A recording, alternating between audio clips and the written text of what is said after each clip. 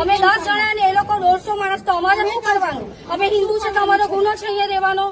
તમે અમને કઈ બી નિર્ણય આપો, હવે અમારે શું કરવાનું? આ બાબતે તમે છે, તમે આ છે, તમે આ છે. જે બાંગ્લાદેશમાં કેવું છે તમારા દેશમાં બી થશે ને આવું બધું થશે જ. હવે હિન્દુ લોકોને અહીંયા રહેવાનો કોઈ અધિકાર નથી. આવી રીતે અમે મરદ માણસ નથી, અમે કાલે જ ક્યાં જવાનું? તહેવાર અમે રામ મંદિર નું તહેવાર મનાવ્યો.